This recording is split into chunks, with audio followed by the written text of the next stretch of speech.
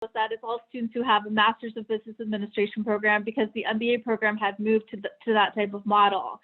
And so, at that point, it became really interesting because it sort of not only defined our scope, but it taught us a lot about the curriculum management and the foundational structure that we needed within our curriculum to even support a digital record like this. When it comes down to it, a CLR is really all about the data that transfers from your institution into a digital record so that it can be sort of interpreted by others who you want to share it with. And so we had a lot of work to do around kind of, understanding the work that flows in from our learning management system into our data warehouse and how we were going to render that into our CLR. So I think kind of, it's a huge learning process, but since we were doing everything from a classroom, it really did sort of lend itself to, not only defining our scope, but just figuring out like, what can we do? Where can we start? I love that point. And I love that as an assessment person, I think it's really important in the CLR work that we start thinking about the process flow of where does our learning data go? We're really good at having an understanding of where certain types of data on our students live and how they move and how they flow. But that piece about do we have these in ways that our competencies are real and meaningful? Do our learning outcomes really reflect our educational design? And where does that data live and where does it go? Are huge parts to think about where do we choose to engage? What does readiness mean? And how do we help get to those sort of quick proof points to get moving in that direction? So thank you so much for sharing that perspective. Lori, I would love to turn to you next to share about how your institution's CLR focuses on learning outcomes and goes through that process. Okay, well, thank you. And can you see this slide? Yes, ma'am. Okay. So great. So I'm a visual learner. So I figured I'll talk and show at the same time. So Lori Dodge, I'm Vice Provost, Vice Chancellor at Brandman University, which is a private not-for-profit institution serving adult students. So we started our comprehensive learner record a while ago. And we were part of that first group, learning and sharing as we went along. And we built our CLR around our competency-based education program. So we have 4 direct assessment programs, 3 undergraduate, 1 graduate program. So the 3 pieces that you see here are really the infrastructure for our digital CLR. The first is university verified, and it's fed by our student information system, a banner, which has your typical things that you would expect: degrees, academic majors, GPA. It also lists your competencies, your courses. We do have a badging constellation that is around our institutional learning outcomes that align with the DQP and university certification. So that's one piece. The second piece is also university verified, but it's students submit pieces like some type of internship or organization that they're part of, or membership. And so the university will verify that, and that's uploaded. The third is the unverified piece that students can build on their own. And that may include portfolio, some type of work citations, volunteer activities, awards, resumes. So there's those 3 pieces. So that was the infrastructure that we built. It's all based around the competencies with metadata behind that.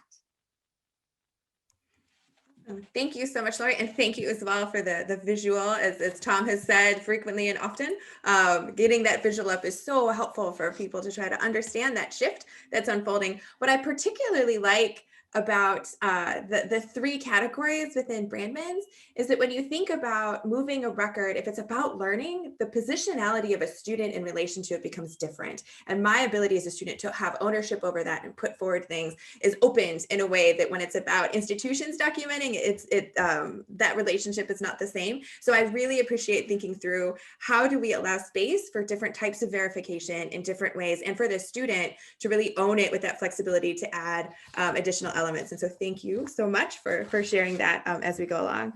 Darren, I would like to turn to you to share how your institution's CLR is going about this process. Thank you. I'm Darren Hobbs, the Director of Academic Records and Credentials at Western Governors. And we are using the Open Badges standard, quite frankly, to represent the assertions that we make on behalf of our students' learning. We're, of course, a competency-based university and have been from our inception. At this point, however, we have developed and we've undertaken to denominate all of the competencies that our students are assessed upon as a part of a program offering. We've denominated those with skills that have been contextualized into what's called a rich skills description schema. And we've included that information as well as how those skills statements relate to frameworks, ONET, BLS, etc. All of which gets wrapped up in a nice package within the metadata of the Open Badges standard to represent the achievements of our students as we make those assertions on their behalf. We are doing that not only to communicate that our learners actually possess these competencies and skills and that they've been assessed upon them, but also, and just as importantly, to be able to surface back to our learners some market data and intelligence around how those skills translate to the workforce, the types of salaries and job roles that are related to the acquisition of these skills and competencies, to basically empower them to make choices about the pathways that they pursue. Wonderful.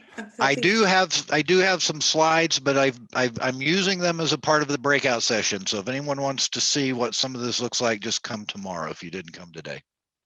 That's an excellent plug. Also, if you are not aware, Darren, congratulations for winning the Best Hat of the Day award. Well done. Well done. Thank you.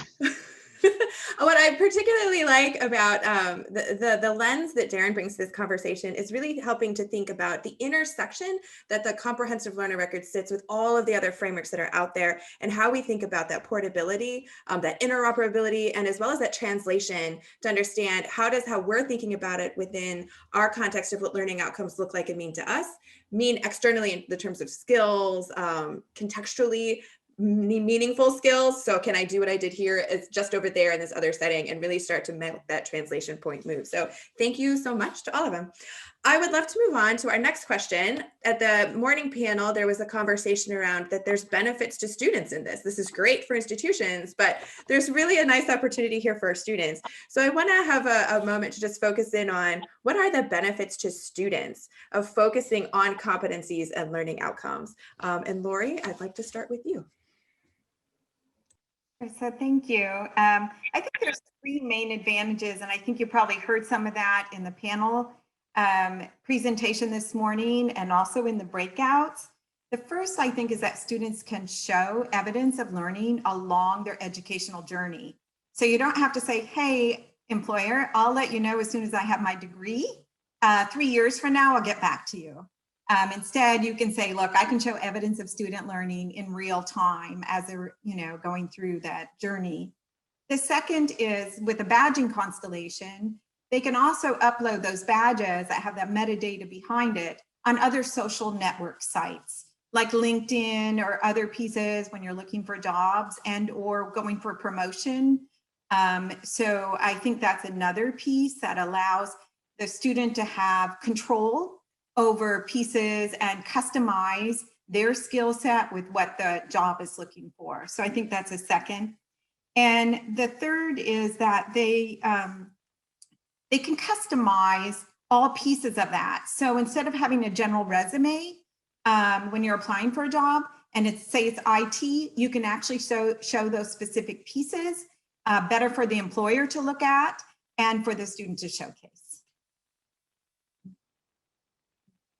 No, thank you so much, Lori. And I love that ability to target relevant information to particular audiences, I think is really key. I also really appreciate the making learning visible elements of this, and that even if you don't, it's not credential or bust. If you don't sort of get to that end, if you have to stop out, you can still see value in it. So thank you so much for that insight. Insia, would you like to add some thoughts on benefits to students? Sure. So, you know, kind of looking at this strictly from an adult student perspective, when you break down sort of, you know, who an adult student is, it's one that, you know, is doing a balancing act every day, right? They've got multiple competing priorities, but they also come to you with, you know, very relatable experience, and they come with a very direct reason why they're coming back to school, right? For many, it's, I just need that piece of paper. It's, you know, I need that promotion, and I need to be able to do X, Y, and Z in order to do that. And so sometimes when you're thinking about it from that perspective, a degree program isn't even necessarily what they need or want. They really just need those skills that are going to get them to that next goal that they're looking to earn. And so, you know, as Lori mentioned, you know, a comprehensive student learner record gives them that ability to sort of highlight their skills along their way to that degree. So, you know, they can sort of take what they've done in that course and say, hey, you know, I actually just learned how to do this. You need me to do this on the job? Well, let me show you. I just did this. So, and I think that's just really powerful. I don't know if, I think something that I really just want to point out here is I'm not sure that students necessarily know how to do that when they see that on the CLR. I think that's part of something that us as institutions are going to have to craft and help them sort of figure out along the way. But I think, you know, just being able to articulate those skills, you know, again, sitting down and writing your resume is always sometimes like a very frustrating thing, especially if you're like me and you don't keep up with it and you come back to it every couple of years. So they can actually pull direct words off of the CLR to use right into their resume, right? And so it not only serves as a nice reminder of everything that you've done, but you can use that direct language right into your document. And if as a school, when you're developing your CLR, if you keep in mind that you need to use language in your learning outcomes that also speaks to employers and is not just internal speak, right, in terms of what you do, then it's just kind of a natural fit, and again helps them articulate those skills so much better than they could without it. Yes, to all of that. I think that connection to life goals is really key to how what I'm doing help advance the things that I want to do as a student. That real-time application that, yes, we need to teach our students of that awareness and what can you do now that you know. But I also like the benefit to employers that's implicit within that, where if I'm a student who is not self-selecting out of a talent pool because I do not think I have the skills, because I was not thinking about that experience or that demonstration in that way, and you've given me language to say, you have this skill, these are things you can do, you should be part of this collection and group, I can actually find a source of talent or a talent pool as an employer that I might not have before. So yes, to all of that. Darren, love to add your thoughts to this conversation. So I have to echo what my colleagues said. It's really about empowering learners to understand, communicate, and assert their unique skills and talent brand in a constantly changing marketplace of opportunity. That's what I love about this new direction of records. I also think it's important to provide them the insights as to where the market is shifting.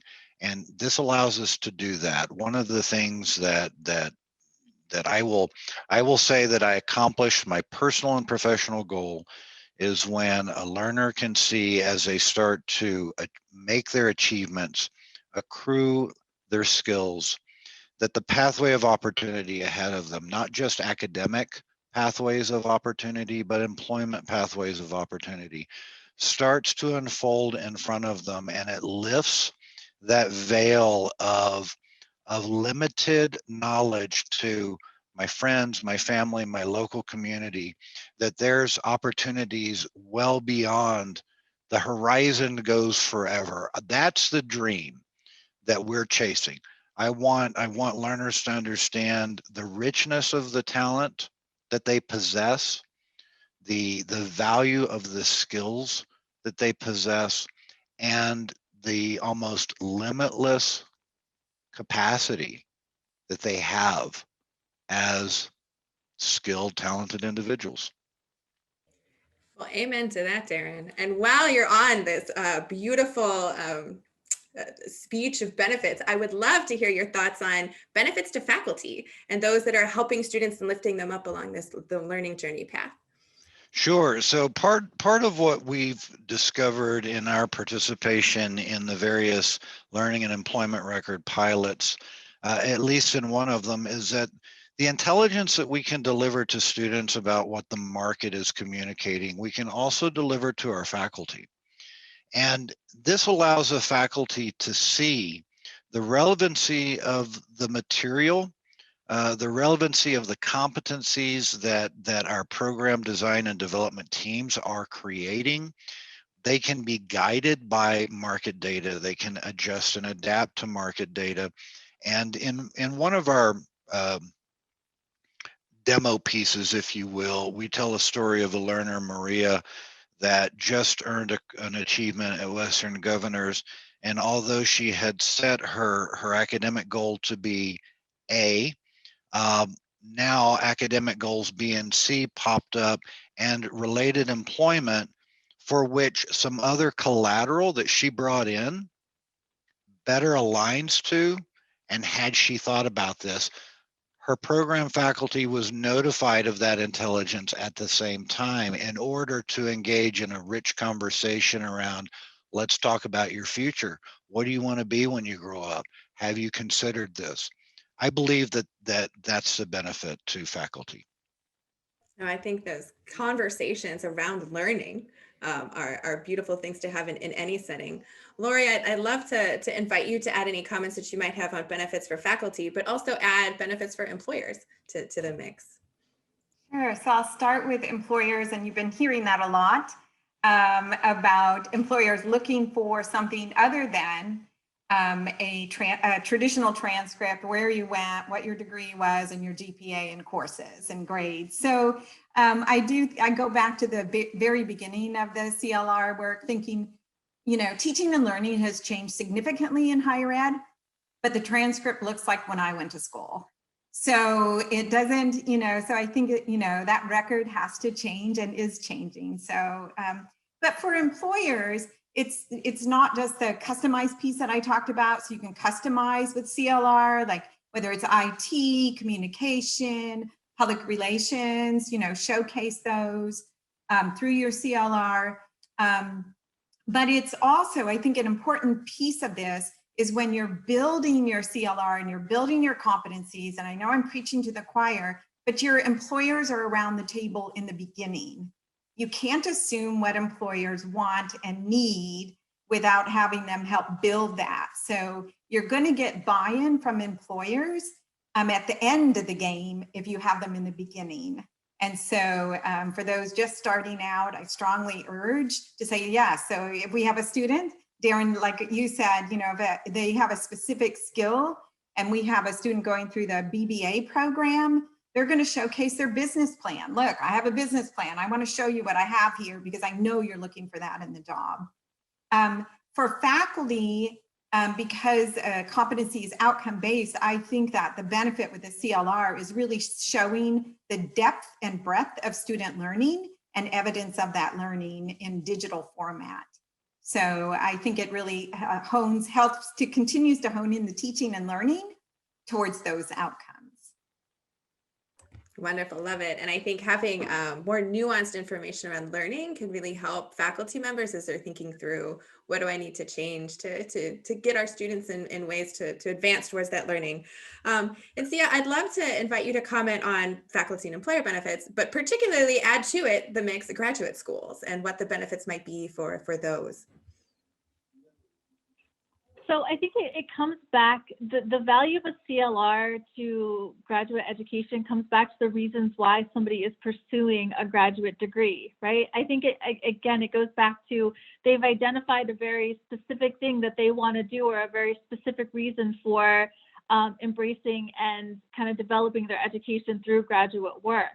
And I think when you're looking at graduate work, especially, with different careers that fall under the STEM category, I think being able to show what you can do at that point. So, at that point, you may have some experience and work experience and things that you've done, and the graduate education helps you kind of pinpoint and sort of hone in and refine those skills. So by being able to deliver that and show that on a CLR, I think that's really powerful. I think also when you kind of flip it and you look back at sort of what does that teach institutions, it's that, you know, I think students will go for graduate education because that's what we have available today. That's what they know.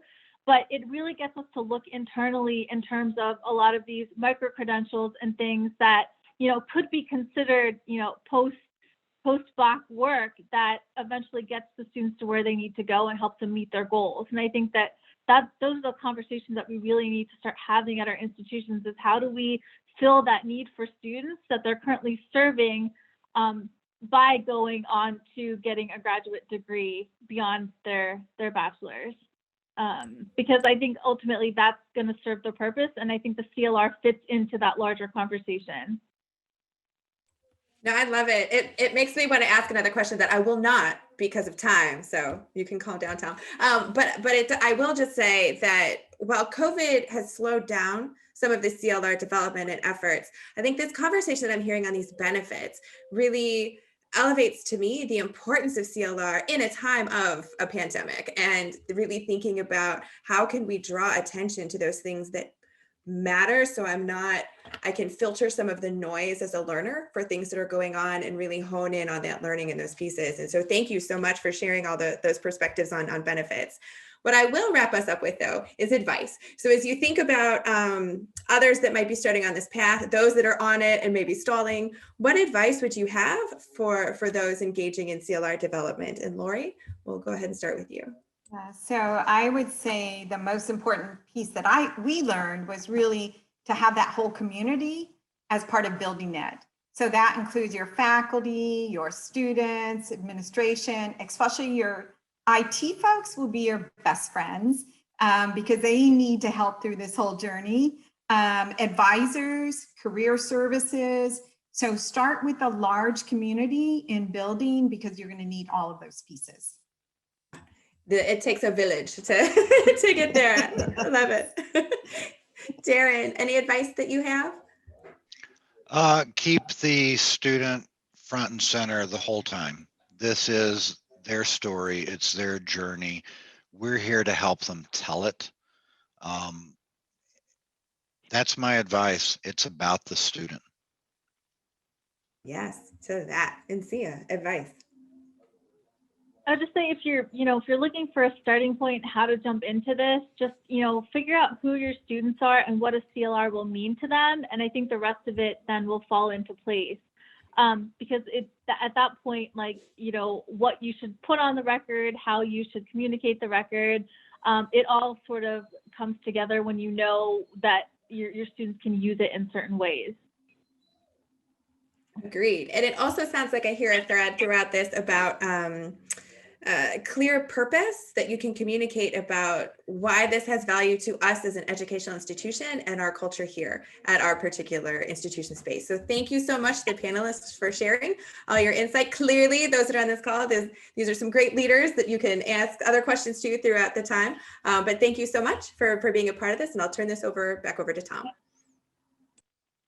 Thank you, Dr. Jankowski. Thank you, panel. Wonderful work there. Really exciting to hear all of that. And there was great chat going on as well. I think everyone kind of enjoyed engaging in this kind of dual conversation, which is one of the great benefits of Zoom, that you can have a live conversation face to face, but you can also have this conversation that goes on in the chat. And it's really fun to do that. So we have come to a break. So I wanted to give everyone the chance to get up and stretch and move around a little bit, or refill that water glass, maybe grab something to nosh on for the next part of this. But I will tell you that we have something now that we're so excited to present. We have also evolved with our technology, and we have some video reflections that we've collected as part of the project from some of our practitioners.